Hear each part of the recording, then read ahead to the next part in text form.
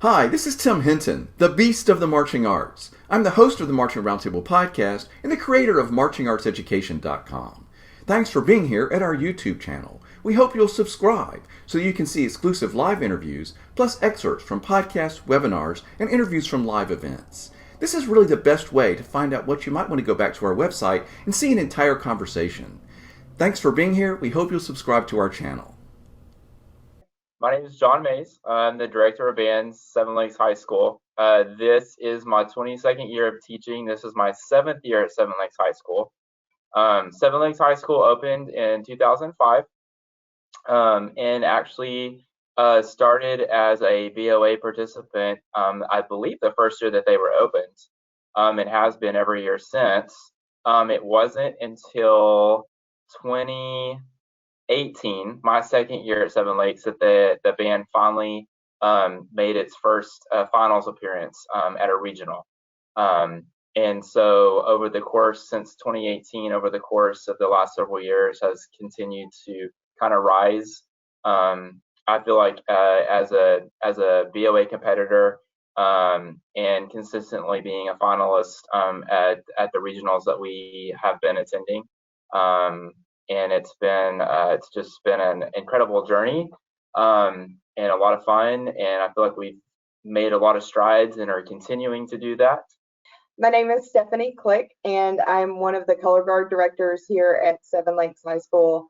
I have been on staff with the Winter Guard in some capacity since 2008, and then came on full-time as one of the color guard directors in 2020. And now full-time at the school every day with the color guard, all their class activities, and then also after school.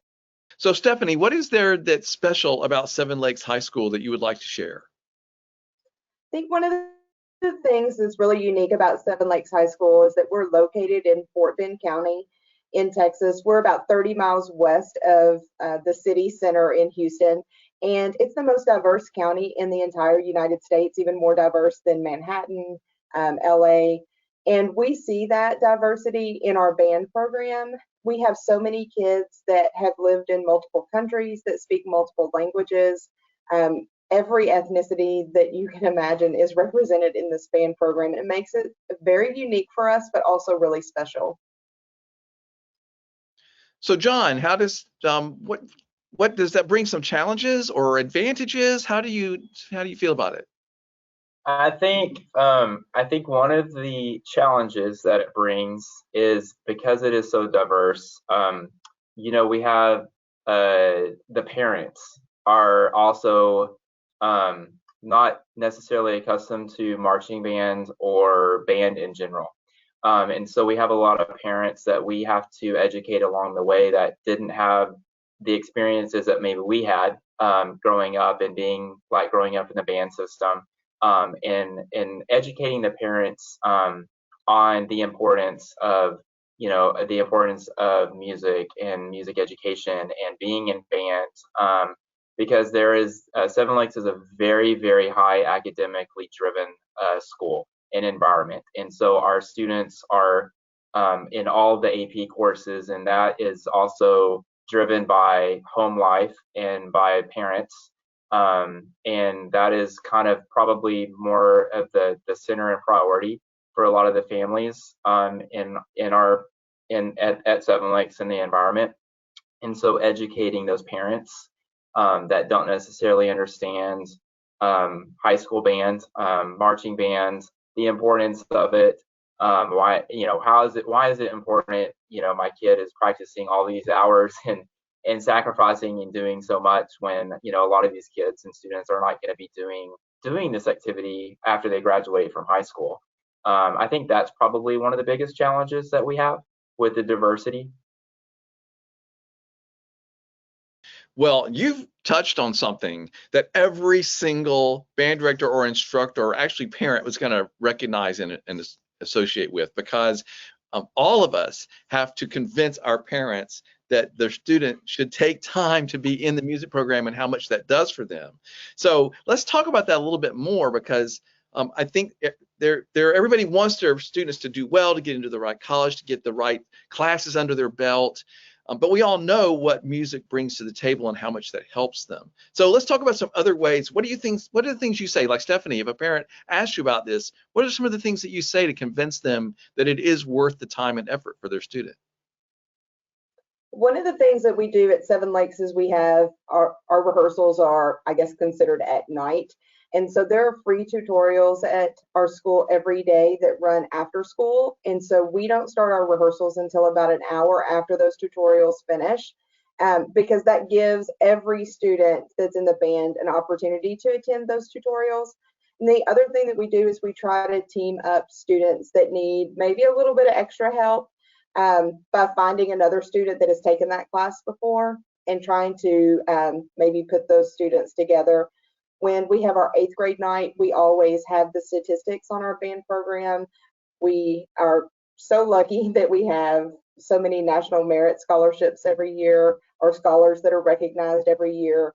And we just try and make sure that the parents know that we have been very successful in allowing students to do the academic things that they need to do and that are so important in this area, and also fully participate in the band program. We just try and keep that going all along. I think anytime that we have opportunities to highlight and showcase representation of the students, that we can share that with our parents and our community. For example, we had a student who was actually a drum major a couple of years ago, that applied to one of the MIT schools and was accepted. And on the acceptance letter that the student received, it specifically said how impressive they were by their involvement in the band program at the high school level, and the commitment and everything that they did for those 4 years. And being able to take those little things and share with the parents, about how it is viewed and it's seen out past when they get to the collegiate level, and how important that is when the kids are filling out applications and they're applying to universities and stuff like that, that it's not just all about the GPA game, and how it's important that those things are also looked at by admissions. That's really cool. Like, you have these models that you can point to right there. Like, here's a student in the band, and let's talk about what this has done for them. I think that's really powerful to parents, and I think that's not always something that band directors think about. It's like, well, let me tell you about this senior who's the valedictorian, is also, the drum major or whatever. I think those are great stories to tell. Yeah, absolutely.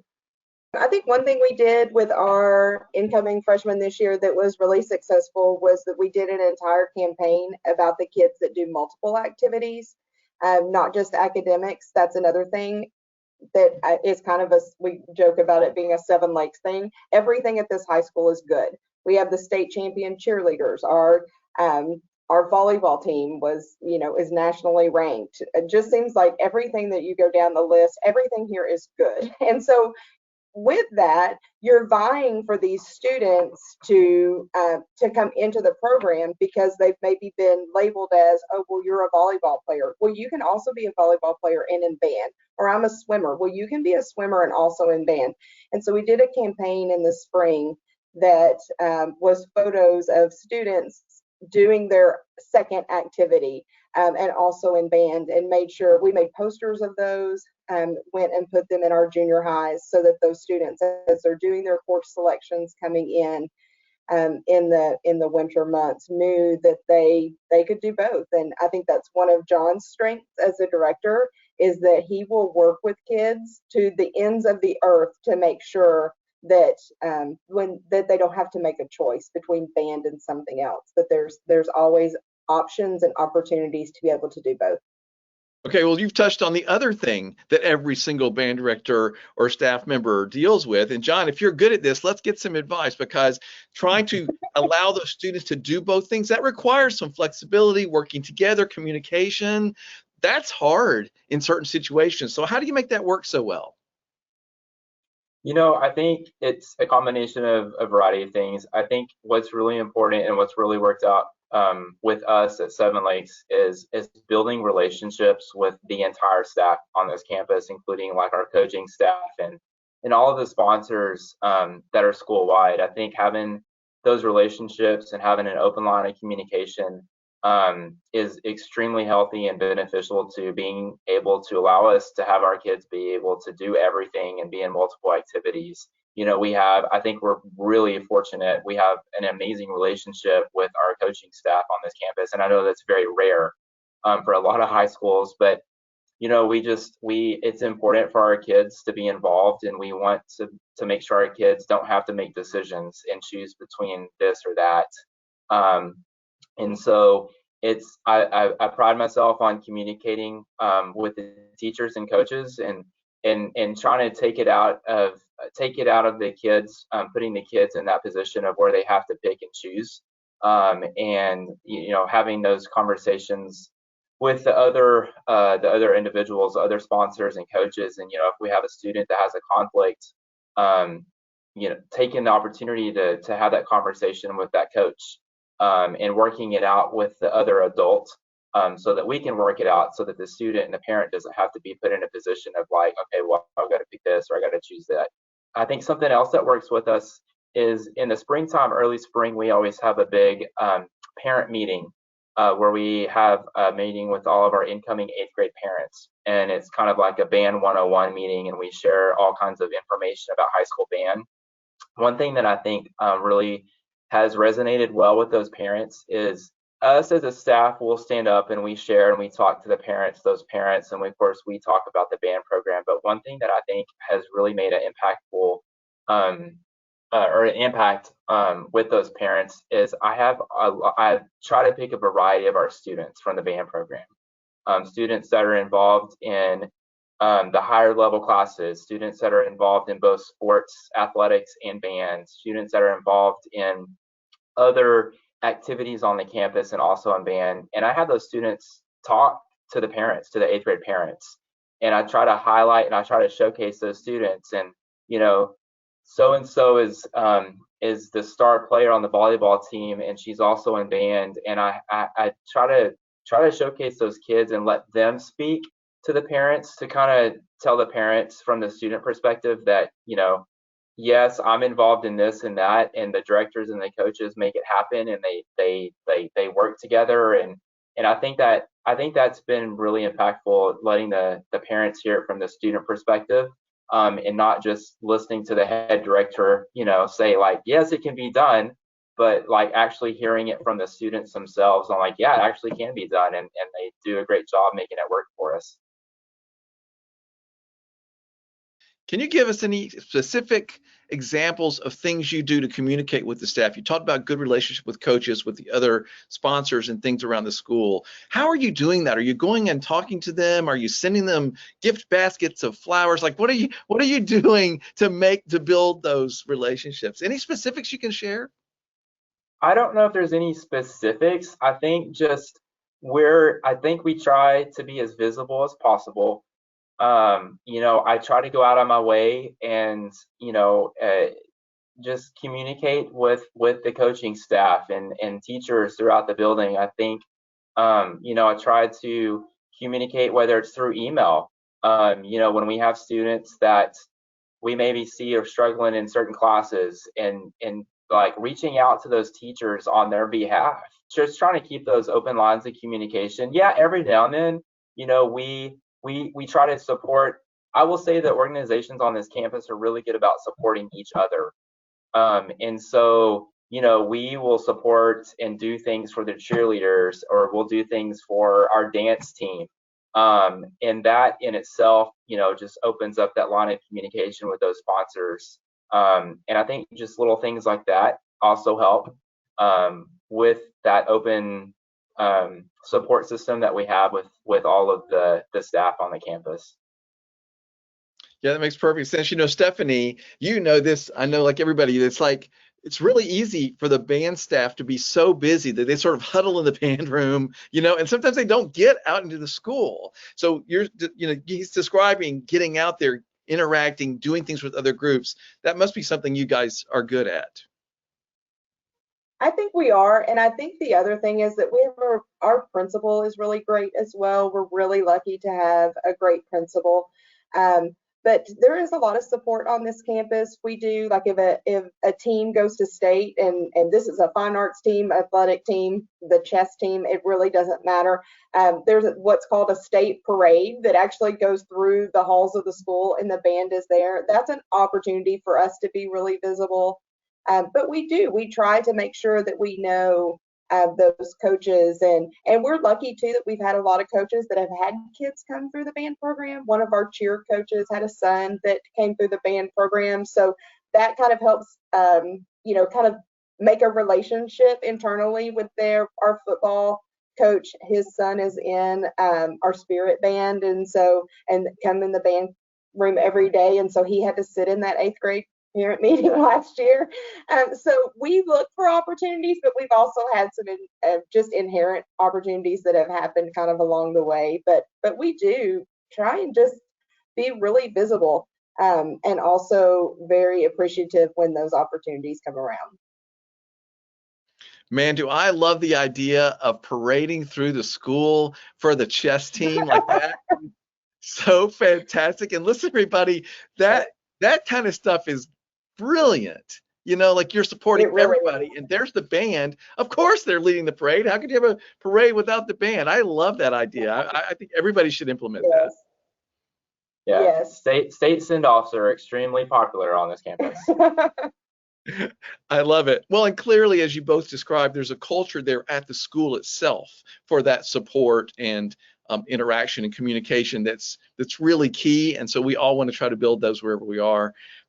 What an exciting place to be. Like, you're describing a school that just sounds like it's, with all the challenges of all the success and everybody wanting all the same kids, you're making it work. And the culture of the school is so successful. It's really exciting to hear. John, anything you want to say? Any advice for anybody, or anything you want to say as we're closing this conversation? I think one thing that I've learned, especially being at Seven Lakes, is just how important it is to allow and to give the kids opportunities to grow in all the areas that they want to grow. I think not being closed-minded, and COVID opened up a lot of eyes for everybody about how we approach things, especially myself. And I will admit, I used to be that band director that if a student came up to me and they had a conflict with never going to miss a rehearsal or something, and there was a point where I was like, it was hard for me to want to share that time and wanted to and be open, to having a kid miss rehearsal, or like leave a rehearsal earlier for this or that. And I think going through COVID really put a lot of things into perspective. And in the grand scheme of things, if a student is there and has to leave out rehearsal an hour early for this or that, is it really that big of a deal? No, it's not. And there was a one point in my career where I was like, I can't, no, that it can't happen. No, you got to be there. You got to have you for the full time. And I think just being willing to just kind of sit back and take everything in perspective, and be willing to work with the students and the parents, and allowing them to have all those opportunities. Because when you leave high school, it's not always that way. You don't always get that opportunity, and you do have to make decisions, and you do have to pick and choose. And I just think it's really important for the kids to be allowed to have the opportunity to do everything that they want to at this level. That's right. And I think we try and go out of our way, if they have a second activity, that at some point that we attend. So we had a varsity baseball player last year. John got to throw out a pitch with him at one point. We went and watched a game. My daughter's a dancer. Her dance recital, the band directors and the entire guard staff will come. If we had a student that's in FFA, you showed a pig or a sheep or something with them. If you're in choir, we try to go to your concerts, and try and make that concerted effort. That we're just not their directors when they're at band, but we also, want to know what they're doing. And I think when you attend those activities, the second activity that the student's doing, you begin to understand maybe why it's important that they go, or that you're splitting time. It helps us understand as well, and just try and make the, kind of the best compromises that we can with those kids. I think actually going back, kind of hitting on what she just talked about, going back to what you were asking earlier about how we've been able to build those relationships with the staff on the campus. I think doing those sorts of things, because, when we go and attend and watch some of our kids at sporting athletics or other concerts, and those sponsors see us there, speaks volumes, to us supporting all of our kids and every activity that they're doing. I think that also has kind of played a factor into just the positive atmosphere that we have with the entire staff at Seven Lakes. It's fantastic. Well, your students are very lucky to have you there, building that culture and working with them. And I'm really, really happy I got to speak to you. And thanks for sharing all this advice about the diversity, about sharing your students working together with the whole school community. This is really, really helpful stuff. So John and Stephanie, both, thank you so much for talking with me. Thanks for having us. I really enjoyed it. Marching Arts Education is the home of the Marching Roundtable podcast. We give you access to the top marching arts professionals through live webinars, podcasts, videos, interviews, and online coursework. With over 1,000 podcasts and hundreds of webinars and videos, there are hours of great professional development for you and your staff. Sign up for a membership to Marching Arts Education to get complete access to all webinars, videos, and podcasts, plus discounts on coursework. Many directors are using professional development funds through their school or boosters to make these resources available to their staff. Imagine what you could do with so many great new ideas from the top professionals in our activity. Subscribe to our YouTube channel and sign up for our newsletter to find out about the latest podcasts, webinars, and new content. Find all of this and sign up at marchingartseducation.com.